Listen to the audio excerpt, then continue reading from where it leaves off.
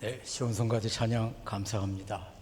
주님을 찬양하는 도구로 써주셔서 하나님이 기쁘게 받으셨을 줄 믿습니다. 이제 오늘까지 사회에 걸쳐서 성도님들과 함께 예배드리면서 예배 가운데 주시는 하나님의 큰 은혜를 받고 이제 가게 됐습니다. 사실은 좀 지친 상태로 한국에 왔었는데 이렇게 풀로 충전을 받고 돌아갑니다. 그래서 가서 다시 힘을 내서 사역을 할 수 있을 것 같습니다. 특별히 또 말씀을 섬기는 수종자로 세우셔서 이 보리떡 5개, 물고기 2마리 같이 보잘것없는 설교를 예배자 중에 한 사람으로 하나님께 예배 가운데 올려드릴 수 있는 특권을 주셔서 너무 감사했습니다. 저에게는 영광스러운 특권의 시간이었습니다. 이런 영광스러운 기회를 주신 하나님께 먼저 감사드리고요. 또 우리 담임 목사님과 당회에도 감사를 드립니다. 지난 주일날 식사를 마치고 2층 행정실로 올라가다가 초등학생으로 보이는 한 남자아이와 이렇게 마주쳤습니다. 근데 그 아이가 제게 목사님 오늘 설교에 큰 은혜 받았습니다. 깜짝 놀랐습니다. 그래서 너 초등학교 몇 학년이니? 그랬더니 뭐 1학년인가 2학년이라고 그랬던 것 같습니다. 근데 초등부 예배 안 가고 지금 일부 어린 예배를 드렸어? 그랬더니 네, 초등부는 11시에 드리고요. 일부에 먼저 드리고 11시에 초등부 예배 갈 겁니다. 그러는 겁니다. 와, 제가 본인 이름이 뭔지 엄마 아빠 이름이 뭔지 다 물어봤습니다. 그러나 신상을 위해서 밝히지는 않겠습니다. 그런데 참 마음이 따뜻했습니다. 아이에게 그런 얘기를 들으니까 너무 따뜻하고 격려가 됐습니다. 초등부 아이를 데리고 예배를 드리시는 부모님이나 또 거기에 순종해서 예배를 드리는 아이나 너무 아름다웠습니다. 나중에 물어보니까 그런 아이들이 일부 예배에 종종 있다고 하더라고요. 그런 가정을 보면서 제가 딱 드는 생각은 정말 은평교회는 좋은 교회구나, 그런 생각이 들었습니다. 그리고 그 아이들이 어떤 모습으로 자랄지, 어떤 모습으로 성장해서 은평교회의 귀한 일꾼들이 될지 막 기대감이 생겼습니다. 이제 인도네시아에 돌아가도 아마 그 말은 못 잊을 것 같습니다. 그래서 종종 그 아이의 장래를 한번 지켜보고 싶습니다. 저는 제가 이 주님의 몸된 교회인 은평교회의 지체라는 사실이 너무 감사하고 자부심이 있습니다. 혹시 여러분들도 그러신가요? 네, 근데 아멘 소리가 작은데요? 여러분들도 은평교회 교인이라는 게 기쁘십니까? 감사합니다. 그러니까 이 무더운 날 여기까지 오셔서 이렇게 예배를 드리시는 거겠죠. 그런데 얼마 전인지 모르지만 제가 인도네시아에서 이상한 단어를 하나 들었습니다. 여러분들은 익숙하실 텐데 가나안 성도, 처음엔 그 말이 이해가 잘 안 됐습니다.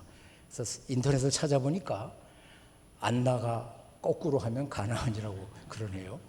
그래서 본인이 교회는 안 나가지만 나는 그래도 크리스찬이다 라고 주장하는 사람들을 가나안 성도라고 부른다 그러네요. 근데 2023년도에 모케이 데이터 연구소라는 곳에서 조사한 결과를 보니까 좀 놀랐습니다. 한국 개신교 교인 중에 226만 명이 가나안 성도랍니다. 그리고 퍼센트로 보면 약 29% 개신교 성도가 가나안 성도고 점점 시간이 갈수록 많아질 거라고 그렇게 우려를 하고 있었습니다. 저는 왜 그분들이 가나안 성도가 됐는지 그런 자료들을 한번 찾아서 읽어보고 또 했습니다. 읽어보니까 어느 정도는 공감되는 부분도 사실 없지 않아 있었습니다. 그런데 제 마음속에 드는 생각은 근본적인 문제는 뭘까 하면서 이런 생각이 들었습니다. 가장 근본적인 문제는 이 교회는 하나님이 세우셨는데 교회의 근본적인 본질이 무엇인지, 왜 하나님이 교회를 세우셨는지 교회에 대한 근본적인 본질을 이해하지 못해서 생기는 일이 아닌가 하는 생각을 하게 됐습니다. 여러분은 어떠십니까? 우리는 다 교회에 대한 기대치가 있습니다. 교회는 이래야 돼 하는 생각들 다 가지고 계시죠. 근데 여러분의 생각은 일단 접어두시고요. 여러분의 생각은 접어두시고 교회를 세우신 하나님은 어떤 목적을 가지고 교회를 세우셨을까? 교회의 진정한 본질이 무엇일까? 우리는 이 생각을 먼저 하셔야 됩니다. 그걸 우리는 평생 교회 생활을 할 사람들인데 그 교회의 본질에 대한 이해, 그리고 그 하나님이 원하시는 교회의 모습이 무엇인가를 하나님이 원하시는 것을 우리가 충분히 이해해야 되고, 그리고 우리 사랑하는 은평교회와 주변의 많은 교회들이 바로 하나님이 원하시는 그 본질을 찾기 위해서 달려가도록 우리는 기도해야 되고, 우리가 해야 될 일을 힘써 하는 것이 바로 우리가 해야 될 사명인 줄 믿습니다. 저는 이 설교를 준비하면서 본문을 연구하면서 인도네시아 오간족 겨자씨 교회와 수카다라마 교회를 생각했습니다. 하나님이 원하시는 교회의 모습이 이런 거였구나. 내가 무엇을 위해서 구체적으로 기도해야 되는 거구나. 내가 어떻게 이 교회를 섬겨야 되는구나 하는 하나님의 인도하심을 받을 수 있었습니다. 여러분, 교회라는 단어는 어차피 신약 성경에 나오는 단어지 않습니까?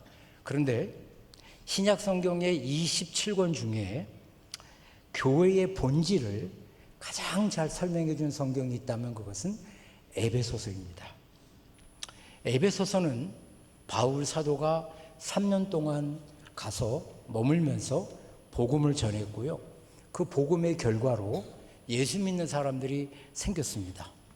근데 그 예수 믿는 사람들이 생긴 공동체를 보니까 그리스인도 있었고 유대인도 있었고 로마인도 있었고 아프리칸도 있었습니다.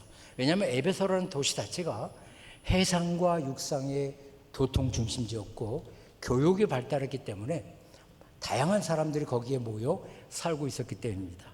아주 독특한 공동체였습니다. 그렇게 다양한 사람들이 모여서 뭘 하는가 할 정도로 독특한 공동체가 만들어졌는데 바울은 이 공동체를 뭐라고 부를까? 예수님이 제일 먼저 말씀하셨던 에클레시아라는 단어를 가지고 교회를 부르기 시작했습니다. 그리고 오늘날 우리가 부르는 교회라는 이 이름은 바로 그 에클레시아라는 말을 한국말로 번역한 것입니다. 이제 바울 사도는 에베소서를 통해서 그 에베소 교인들에게 우리 이 모임은 도대체 뭐지? 이 모임의 본질은 뭐지? 이 모임은 어떤 목표를 향해서 가야 되지? 이렇게 아무것도 모르는 에베소 교인들에게 바울 사도는 에베소서를 통해서 교회의 본질이 무엇인지, 교회가 나아갈 방향이 무엇인지, 그리고 어떻게 교회 생활을 해야 되는지 자세하게 기록한 것이 바로 에베소서입니다. 그런데 오늘 우리가 읽은 본문은 바로 바울이 말한 여러 가지 본질 중에 하나에 불과합니다. 그런데 여러분 오늘 읽으시면서 느끼셨는지 모르겠습니다만 19절에서 22절에는요 교회라는 단어는 나오지 않습니다. 그런데 왜 이게 교회에 대한 얘기냐라고 반문하실지 모르겠는데요, 교회라는 단어는 처음에 등장하는 것은 1장에 나옵니다. 1장 22절 23절에 나옵니다.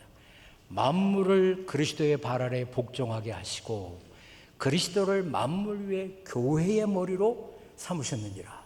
교회는 그리스도의 몸이니 만물 안에서 만물을 충만케 하시는 자의 충만함이니라. 이래서 교회라는 단어를 먼저 탁 터뜨렸습니다. 그리고는 이제는 그 교회가 무엇이냐를 2장 1절부터 쭉 이제 설명해서 6장까지 이제 교회에 대한 이야기를 바울 사도가 하고 있는 것입니다. 그래서 오늘 이 본문 속에서 2장 19절 22절 말씀 속에서 교회의 본질이 무엇인가를 두 가지를 배우려고 합니다. 첫 번째입니다. 교회는 구원받은 사람들이 모인 예수 중심 공동체입니다. 이제 19절과 22절을 읽으시겠습니다. 제가 오늘 본문을 여러 번 띄워드릴 텐데요, 띄워드릴 때마다 초점을 강조하는 단어가 컬러가 바뀌어질 겁니다. 그래서 지금 무슨 얘기를 하려고 하는구나, 그걸 보시면 됩니다. 자, 19절과 20절 같이 읽겠습니다. 그러므로 이제부터 너희는 외인도 아니요 나그네도 아니요 오직 성도들과 동일한 시민들이요 하나님의 권속이라. 너희는 사도들과 선지자들의 터 위에 세우심을 입은 자라. 그리스도 예수께서 친히 모퉁이 돌이 되셨느니라. 여기에 제가 강조하고 싶은 말이 너희라는 단어입니다. 너희가 누굽니까? 에베소 사람들입니다. 에베소 교인들입니다. 다시 말해서 에베소 교회는 무엇이 에베소 교회냐? 에베소 사람들입니다. 너희, 바로 그들이 에베소 교인입니다. 교회입니다. 우리는 하나님 앞에 아름다운 성전을 봉헌해서 올려드렸습니다. 이곳에서 하나님께 예배도 드리고 이곳에서 말씀도 배우고 성도의 교도도 나누는 아주 특별하게 봉헌된 거룩한 장소임에 틀림없습니다. 그러나 성경이 본질적으로 말하는 교회는 하고는 다릅니다. 왜냐하면 교회는 사람들이기 때문에 그렇습니다. 교회라는 말로 번역된 이 에클레시아가 원래의 뜻은 밖에서 불러낸 사람들이라는 뜻입니다. 어떤 특별한 목적이 있을 때 그 당시에 사람들은 모임을 소집했었습니다. 어떤 목적을 가지고 모임을 소집하면 그 사람들을 에클레시아라고 불렀습니다. 그러니까 에클레시아는 말은 기독교 용어가 아니고 일반 보편적인 용어인데 핵심은 사람들입니다. 다시 말하면 하나님께서 이 세상에서 구원하시려고 불러낸 사람들, 이 세상에서 하나님 나라의 시민으로 삼으시려고 불러낸 사람들, 그리고 하나님의 가족으로 삼으시려고 불러낸 사람들의 모임, 그것이 바로 교회입니다. 그래서 교회는 공동체라고 말씀을 드리는 겁니다. 이제 19절만 다시 한번 읽겠습니다. 그러므로 이제부터 너희는 외인도 아니요 나그네도 아니요 오직 성도들과 동일한 시민이요 하나님의 권속이라. 먼저 시민이라는 말은 하늘나라의 시민권을 가진 사람들이다, 그 뜻입니다. 지금 우리가 대한민국 시민권을 다 가지고 있는 시민권자들이시죠. 그런데 이 시민권은 우리가 사망하는 순간, 우리의 자손들이 우리를 사망 신고하는 그 순간에 이 시민권은 자동 소멸됩니다. 그렇지만 우리에게는 영원한 시민권이 있습니다. 그것이 바로 하나님 나라의 시민권입니다. 이 교회는 이 시민권자들의 모임입니다. 하나님 나라의 시민권을 가진 사람들이 여기에 모여서 공동체를 이루는 것입니다. 혹시 여러분 옆에 있는 분들이 혹시 지겨우시나요? 예, 참으셔야 됩니다. 동일한 시민권을 가지기 때문에 우리는 천국 가서도 또 만납니다. 거기서 우리는 또 만나서 영원히 하나님을 예배하는 시민권자로 우리가 살아가는 것입니다. 이것이 우리에게 주신 특권입니다. 그 다음에 하나님의 권속이라는 말은 이것은 하나님의 자녀라는 뜻입니다. 이 공동체는 아무나 들어오는 공동체가 아니고 하나님의 자녀들의 공동체, 즉 하나님의 가족이라는 것입니다. 예수님은 신성에서 하나님의 아들이시지만 우리는 하나님의 자녀로서 하나님 앞에 입양된 하나님의 자녀들입니다. 그러나 자녀가 드리는 모든 특권은 똑같이 가지고 있습니다. 그리고 우리는 한 하나님을 하늘에 계신 우리 아버지라고 그렇게 동일하게 부르고 있습니다. 부를 뿐만 아닙니다. 우리는 기도할 때 예수님의 기도대로 내가 아니라 우리에게 일용할 양식을 주옵시고 내 죄가 아니라 우리의 죄를 사하여 주옵시고 우리를 시험에 들지 하지 말게 하옵시고 우리입니다. 우리는 바로 이 우리 속에 포함된 이 공동체가 바로 교회입니다. 그래서 우리는 하늘나라의 시민이요 그리고 우리는 바로 하나님의 자녀들이 된 사람들의 모임입니다. 근데 이 단어를 다시 한번 보시면요, 여기에 외인이란 말이 나오고 나그네란 말이 나오죠. 이제부터 너희는 외인도 아니요 나그네도 아니다, 이렇게 말합니다. 이 말은 문맥상에는 에베소 사람들이지만 오늘날 우리가 볼 때는 바로 예수님을 알기 전에 우리들의 모습이 하나님의 가족이라는 관점에서 보면, 하나님 나라의 시민이라는 관점에서 보면 우리는 외국인들이었습니다. 우리는 나그네들이었습니다. 우리나라에도 많은 외국인들이 살면서 한국 시민권을 취득하려고 애쓰는 외국인들이 있는 줄 압니다. 그러나 그들이 우리나라의 시민이 되려면 시간이 많이 필요하지 않습니까? 또 우리나라를 잠시 방문했다 지나가는 여행객들도 많습니다.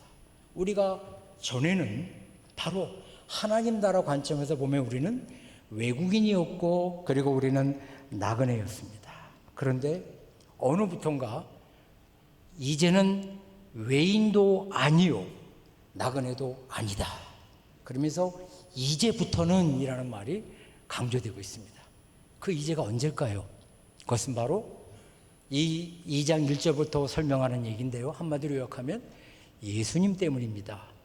예수님이 십자가에 죽으신 그 순간부터, 예수님이 부활하시고, 예수님이 승천하시고 하늘의 보좌에 앉으셔서 교회의 머리가 되신 그 순간부터, 그때부터 이제는 우리가 더 이상 외인이 아니요 우리가 더 이상 나그네가 아닙니다. 그리고 이제부터라는 말 속에는 바로 그 예수님을 우리가 마음에 영접하는 그 순간부터, 그 예수님을 믿는 그 순간부터 우리는 더 이상 외국인이 아니고 나그네가 아니고 하나님 나라의 시민권자요, 그리고 우리는 하나님의 가족이 된 줄로 믿습니다. 이것이 바로 교회입니다. 이런 사람들이 모인 곳이 바로 교회입니다. 그런데 그 예수님이 하신 일을 설명하면서 20절에는 또 다시 설명을 합니다. 너희는 사도들과 선지자들의 터 위에 세우심을 입은 자라. 그리스도 예수께서 친히 모퉁이 돌이 되셨느니라 했습니다. 여러분, 에베소 교회가 다양한 사람들이 모였듯이 오늘날의 교회도 다양한 분들이 이 자리에 모여 있습니다. 제가 신학대학원을 다닐 때 기차로 섬기는 교회까지 통학을 했는데요, 기차 타기 전에 너무 시간이 남아서 같이 가는 전사님이 자, 우리 여기 앉아서 1시간을 기다리는데 그 표 끊는 사람들을 보면서 똑같이 생긴 사람이 하나라도 있나 우리 한번 내기해 봅시다. 1시간을 앉아서 지켜봤는데 똑같은 사람이 한 명도 없더라고요. 이렇게 다양한 사람들이 이 자리에 모여 있습니다. 그런데 우리의 공통점이 있습니다. 우리의 터가 사도들과 선지자들이라는 겁니다. 사도들은 뭘 말하냐면, 그 선지자들은 무엇을 말하냐면 그분들이 가르쳐준 예수의 복음을 기초로 해서 그 복음 위에 세워진 것이 바로 교회라는 뜻입니다. 그래서 우리는 모일 때마다 사도신경을 고백합니다.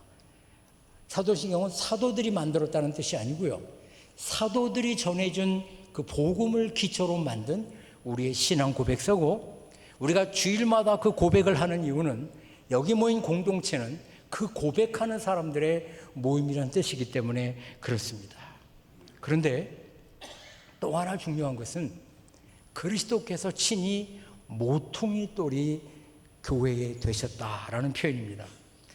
사실 현대 건축에서는 모퉁이 돌을 쓰지 않기 때문에 우리가 사실 이해하는 것이 쉽지는 않습니다만, 고대 사회 건축에서 모퉁이 돌은 그 건물의 기초의 일부분이고요, 가장 중요한 위치에 놓여서 건물의 구조를 지탱해가는 가장 중요한 돌이었다고 합니다. 그래서 모퉁이 돌은 건물의 기초고 또 다른 돌들과 연결되는 중요한 위치에 있습니다. 그래서 만약 모퉁이 돌이 무너지면 그 건물은 무너질 수밖에 없다는 것이죠.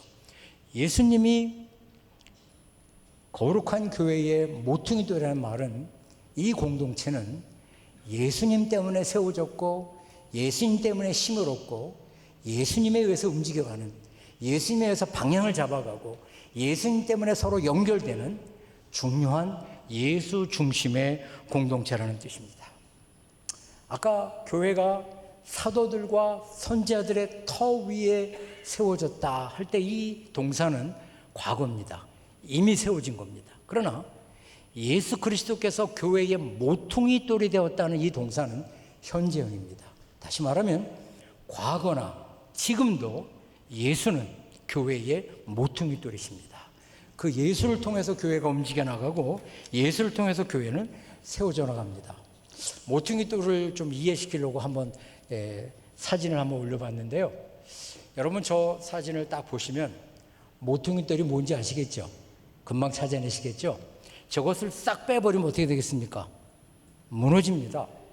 저걸 빼버리면 무너져 버립니다. 저게 없으면 이 건물이 어떤 방향으로 세워져 갈지도 모릅니다. 그래서 고대 사회에서는 모퉁이 돌을 먼저 세워놓고 그리고 건축을 시작했다고 합니다. 예수님이 없는 교회, 예수님이 중심이 되어 있지 않는 교회는 그건 위험하고 그건 상상도 할 수 없습니다. 교회뿐이겠습니까? 그 교회를 구성하고 있는 지체된 우리 한 사람 한 사람을 한번 생각해 보십시오. 예수 없는 인생은 어떻게 되겠습니까?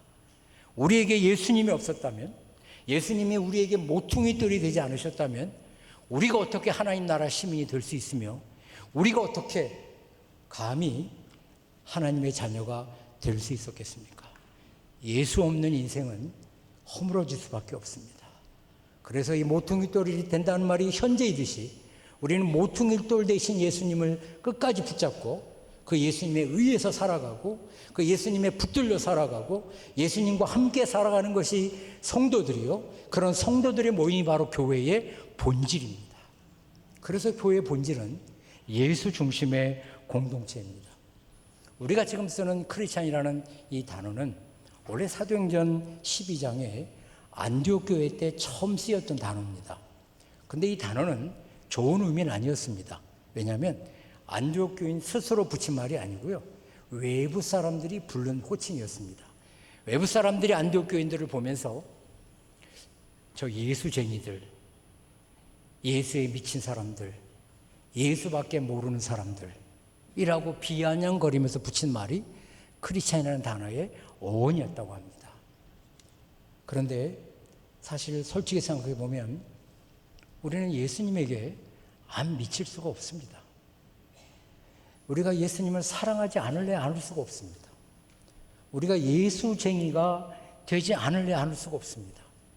그 예수님이 없으면 내 인생이 없는데요. 그 예수님이 없으면 우리가 하나님의 자녀가 될 수 없고 우리가 하나님 나라 시민이 될 수 없는데 예수쟁이라고 불리는 것이 당연하지 않을까요? 이 교회는요, 바로 그런 예수쟁이들이 모인 곳이 바로 교회입니다. 그래서 예수 중심의 공동체, 예수를 머릿돌로 삼아서 끊임없이 예수를 따라가는 사람들의 모임, 그 공동체가 바로 교회라는 것입니다. 어떤 사람들은 교회 밖에 구원이 있다, 그렇게 주장하는 사람들이 있습니다. 매우 위험하고 성경에서 벗어난 주장입니다. 저는 다음에 나오는 말씀으로 그들의 말이 잘못되는 것을 증명하고 싶습니다. 마태복음 16장 18절에 있는 말씀인데요. 베드로가 예수님을 그리스도시요 살아계신 하나님이라고 고백한 이후에 예수님이 하신 말씀입니다. 같이 한번 읽어보실까요? 또 내가 네게 이르노니 너는 베드로라. 내가 이 반석 위에 내 교회를 세우리니 음부의 권세가 이기지 못하리라. 이 구절은 예수님이 최초로 교회라는 단어를 쓰신 내용입니다. 예수님이 제일 먼저 쓰셨는데 분명히 예수님은 말씀했습니다. 내가 이 반석 위에 내 교회를 세우겠다 그랬습니다. 교회는 사람들이 세운 기관이 아니고 예수님이 세우신 기관입니다. 그리고 말씀하시기를 음부의 권세가 교회를 이길 수 없다라고 말합니다. 교회 외에는 음부의 권세를 이길 곳이 없습니다. 지옥의 권세를 이길 데가 없습니다. 그런데 교회 밖에 구원이 있다고요? 어림도 없는 얘기라고 저는 확신합니다. 오늘 우리는 이 고백을 가지고 예수 중심의 공동체, 이것이 바로 교회의 본질입니다. 하나님 나라 시민의 공동체, 하나님의 자녀들의 공동체, 사도와 선지자들의 터 위에 세워진 예수님을 모퉁이 돌로 인정하는 공동체, 그것이 바로 교회의 본질입니다. 두 번째는 교회는 서로 연결이 되어 함께 성장해 나가는 거룩한 공동체입니다. 아마 어떤 분이 이런 질문을 하실지 모르겠습니다. 아니, 교회가 그렇게 구원받은 사람들의 공동체라면서, 하늘나라 시민의 공동체라면서, 하나님의 자녀의 공동체라면서 왜 그렇게 교회에 문제가 많습니까? 라고 질문하실지도 모르겠습니다. 저는 그 대답을 21절, 22절에서 한번 찾아봤습니다. 한번 보실까요? 같이 읽겠습니다. 그의 안에서 건물마다 서로 연결하여 주 안에서 성전이 되어가고 너희도 성령 안에서 하나님이 거서 처소가 되기 위하여 그리스도 예수 안에서 함께 지어져 가느니라. 네, 지상의 교회는 아직도 되어 가는 중입니다. 아직도 지상의 교회는 지어져 가는 중에 있습니다. 천상의 교회는 완벽하지만 지상의 교회는 아직 완벽하지 않습니다. 그래서 교회는 아직도 공사 중입니다. 계속 지어져 가는 중에 있습니다. 그래서 저는요, 아까 그런 질문하신 분에게 이렇게 대답을 해보고 싶어요. 그렇게 말씀하시는 성도님은 완벽하십니까? 아니요, 그러겠죠. 보세요. 성도님이 완벽하지 않은데 어떻게 성도님이 속한 공동체가 완벽하기를 기대하십니까? 그렇지 않습니까? 우리가 부족한데 어떻게 우리가 속한 공동체는 완벽해지라고 우리가 요구할 수 있겠습니까? 그러기 전에 내가 먼저 완벽해져야죠. 이것이 바로 교회의 본질입니다. 되어간다, 지어져 간다는 말은 현재 진행형입니다. 그러면서 수동태입니다. 지어져 간다. 누구에 의해서? 그리스도에 의해서, 성령에 의해서 교회는 계속해서 지어져 가는 상태입니다. 그런데 무엇을 향해서 교회가 지어져 간다는 말인가? 이게 우리에게 대답이 있습니다. 21절, 20절을 한 번 더 볼 텐데요. 자, 여기 색깔인 단어가 성전이 되어가고 하나님이 거하실 처소가 되어간다 그랬습니다. 우리는 지금 교회를 얘기할 때 사람들이고 사람들의 공동체가 교회라 그랬는데 성전은 건물이 아닌가요? 하나님의 처소는 건물이 아닌가요? 이게 서로 앞뒤가 안 맞는 말 아닙니까? 우리가 이렇게 의문을 가질 수 있습니다. 그런데 여러분, 여기서 쓰여진 이 성전이라는 단어는 헬라어가 성전이라는 단어가 두 단어가 있는데 하나는 예루살렘 성전 전체를 건물을 가리키는 데 쓰이는 단어가 있고요. 또 하나의 단어는 그 성전의 건물 중에 제일 안쪽에 있는 지성소를 가리킬 때 쓰는 단어가 있습니다. 그런데 오늘 이 본문의 이 단어는 그 지성소를 가리키는 단어입니다. 여러분 지성소 아시죠? 지성소 안에는 1년에 한 번씩 대제사장이 들어가서 모든 백성의 죄를 대속하는 속죄 예물의 피를 거기서 뿌렸습니다. 그리고 그 지성소 안에는 하나님의 말씀이 담긴 법궤가 있고요. 그 법궤 위에 천사들의 모양을 한 속죄소가 있습니다. 그런데 하나님께서 그 속죄소를 지으라고 하시면서 출애굽기 25장 22절에 이렇게 말씀하셨습니다. 보실까요? 거기서 내가 너와 만나고 속죄소 위 곧 증거교에 있는 두 그룹 천사를 말하죠. 사이에서 내가 이스라엘 자손을 위하여 내게 명령할 모든 일을 내게 이루리라. 그러니까 이 지성소라는 곳은 하나님이 이스라엘 백성을 만나시는 장소였습니다. 이스라엘 백성들의 죄를 속해 주시는 장소였습니다. 이스라엘 백성들에게 한없는 자비와 은혜를 베푸시는 장소였고 그곳에서 이스라엘 백성들에게 말씀하시는 장소였습니다. 그런데 오늘 성경을 보니까 이 신약 시대에 와서는 우리에게 그런 건물로서의 성전은 없지만 바로 예수님을 따르는 믿는 사람들의 공동체인 이 공동체가 성전으로 만들어 가신다는 겁니다. 그래서 우리는 교회를 통해서 영적인 하나님 말씀을 공급받습니다. 우리는 교회를 통해서 하나님의 은혜를 받습니다. 우리는 교회를 통해서 우리의 믿음의 양육을 받습니다. 교회를 통해서 지상 천국의 맛을 느낍니다. 교회를 통해서 우리는 영적으로 성장하게 됩니다. 왜요?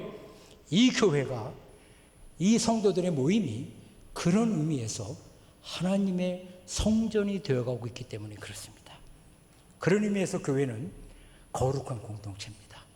하나님의 거하실 장소로 변모해가는, 하나님의 성전으로 점점 변해가는 그런 거룩한 공동체가 바로 교회입니다.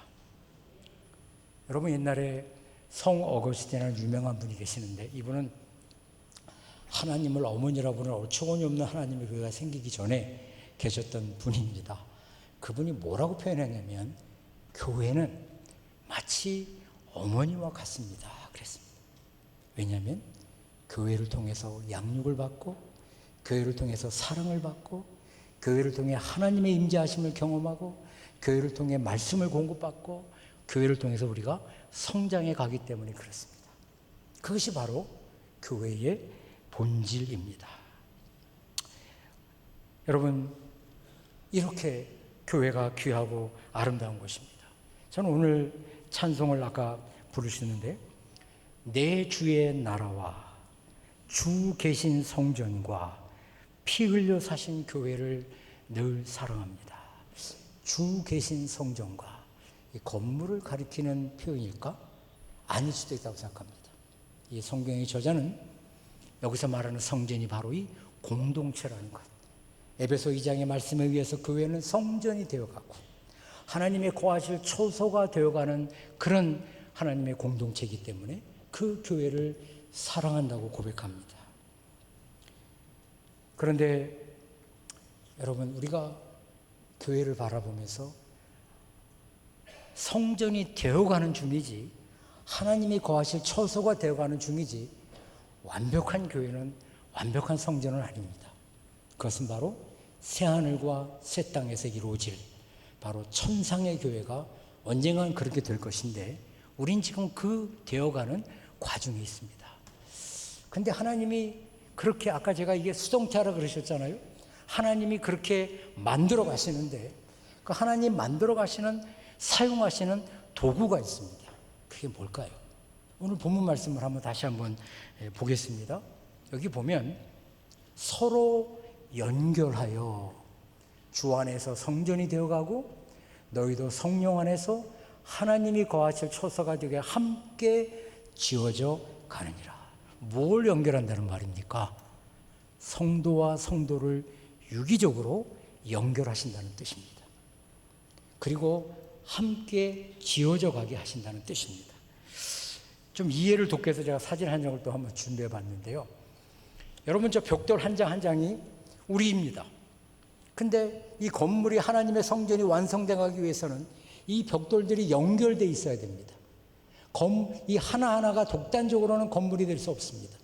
그리고 함께 지어져 가야, 그래야 교회다운 교회, 그리고 하나님의 거룩한 성전으로 변해 가는 것입니다.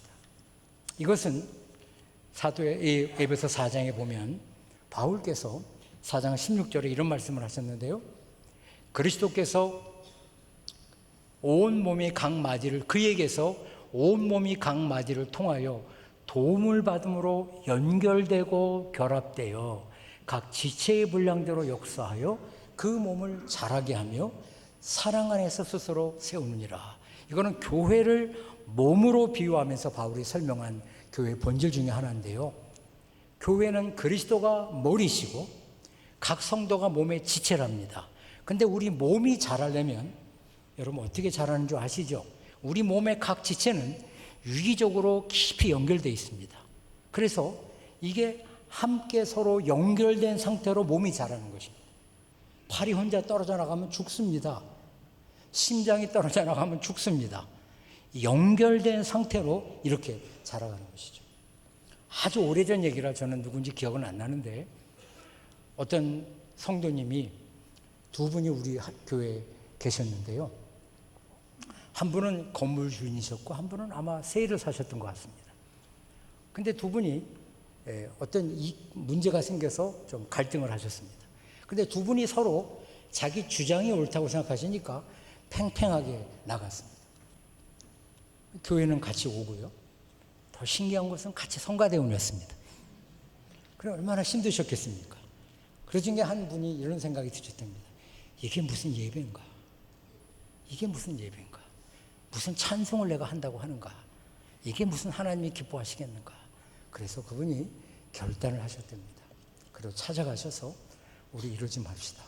내가 양보할 테니 우리 이렇게 살면 이거는 성도가 아닙니다.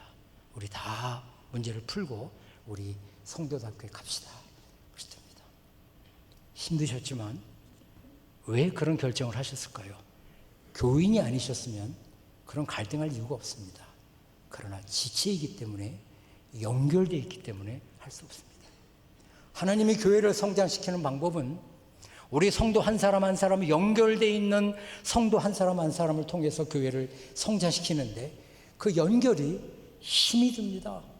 차라리 몰랐으면 좋겠는데 왜 저분을 내가 구역예배 때마다 꼭 만나야 되는지, 내가 저분을 피해서 다른 구역에 가고 싶은 마음이 들 때가 있나요? 네. 그런데 다른 구역에 가보십시오. 더 센 분이 이러고 기다리고 있을 겁니다. 이게 교회입니다. 이 연결은 유기적인 연결이라 끊을래야 끊을 수가 없습니다. 그래서 우리는 그거를 인정하고 살아야 됩니다. 저는 오간족 교회를 섬기면서 어떤 때는 너무 힘들어도 밤에 잠이 안 옵니다. 왜 저러지? 왜 저러지?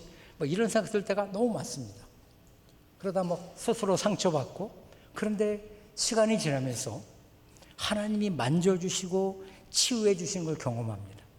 그렇지, 내가 잘못 생각했었구나. 그리고 그분들도 또 치유되는 걸 봅니다. 그러면서 어느 순간에 교회가 성장했습니다. 이것이 하나님이 일하시는 방법입니다. 피하지 마십시오. 도망가지 마십시오. 연결되어서 함께 지어져 가는 것이 하나님의 방법이기 때문에 그렇습니다. 앤디 스탠이라는 목사님이 계시는데, 그 목사님이 섬기는 교회가 어느 날 성도님들이 주일날 왔는데 온 교회 마당에 시멘트, 철근, 모래, 벽돌 가득 차서 교인들이 예배당 들어가기도 비좁을 정도로 이렇게 들어가요. 얼마나 불편했겠어요? 도대체 우리 교회 뭘 고칠 게 있어서 이렇게 하나? 그럼 아무리 찾아봐도 없는데 말이죠. 근데 목사님이 이제 강단에 딱 서셔가지고 첫 번째 하시는 말씀이, 여러분 들어오시는데 많이 힘드셨죠? 네. 우리 교회는 아직 공사 중입니다. 우리 교회는 아직 공사 중입니다, 여러분. 무슨 말 이해하셨죠? 예. 여러분 불편하셔도 참으십시오. 우리 교회는 공사 중입니다. 저도 들은 얘기인데요. 어떤 교회 장로님이 교회를 오셨는데 이렇게 명체를 달고 오셨답니다. 근데 명체에 뭐라고 써 있냐면, 죄송합니다. 저는 아직 공사 중입니다. 예, 그렇습니다. 아직 공사 중인 사람들이 모인 공동체가 교회입니다. 그래서 여전히 지어져 가야 되고 여전히 변화될 거지만, 이것이 사람에 의해서 되는 거라면 우리는 희망이 없지만, 하나님에 의해서, 모퉁이돌 대신 그리스도에 의해서, 성령의 역사에 의해서 교회는 반드시 성전이 되어가고, 교회는 반드시 하나님이 거하실 거룩한 공동체로 되어갈 줄 믿습니다. 이제 우리는 이런 교회의 일원입니다. 그래서 우리가 하나님 나라 시민으로, 그리고 예수 그리스도 안에서 하나님의 가족으로, 예수님을 모퉁이돌 삼아서 사도와 선지자들의 터 위에 세워진 우리들입니다. 그리고 아직은 부족하지만 서로 연결돼서 하나님의 성전이 되어가고 하나님의 거하실 초소가 되기 위해서 열심히 지어가는 중에 있습니다. 뭘 해야 될까요? 기도하셔야 되죠. 하나님, 우리 교회가 바로 하나님이 원하시는 이런 교회의 본질을 찾아가도록 하나님 우리 교회를 복 주시고, 제가 교회 지체로서 방관자가 되지 않고 무슨 일을 해야 될지를 알게 하옵소서. 유명한 경제 이론이 하나 있는데요. 그 경제 이론은 20대 80이라는 이론입니다. 어떤 공동체에 20%가 움직이면 그 20%가 80%를 움직여서 그것이 가능합니다. 그래서 모든 마케팅하는 사람들은 20%를 잡아라 그렇게 합니다. 그래서 어떤 분은 교회도 20%만 새벽기도 하시고 20%만 11조 해도 그 교회는 잘하는 교회야. 교회 전문가들이 그렇게 분석을 하셨더라고요. 저는 반대합니다. 교회가 그리스도의 몸인데 어떤 분이 이 몸 중에서 20%만 기능을 하면 그 몸은 어디가 있어야 됩니까? 중환자실에 있어야죠. 그게 무슨 교회입니까? 환자 중에 환자죠. 여러분 절대로 그 80%에 들어가시면 안 됩니다.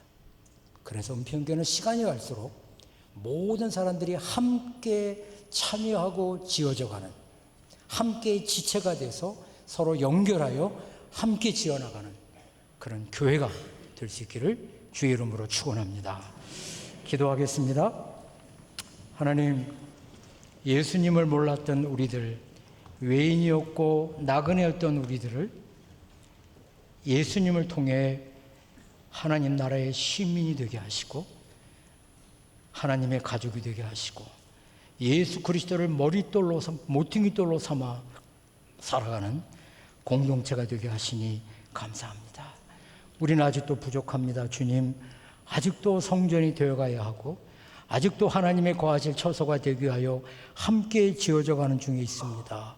은혜를 베풀어 주셔서 방관자가 되지 말게 하시고 이 연결을 기뻐하면서 함께 지어져가는 일에 힘을 쓰는 주의 공동체가 되도록 우리 한 사람 한 사람을 인도하시고 우리 교회가 시간이 갈수록 바로 그런 성전이 되어가고 하나님이 거하시는 처소가 되어가는 교회가 되게 하여 주시옵소서. 예수님의 이름으로 기도드리옵나이다. 아멘.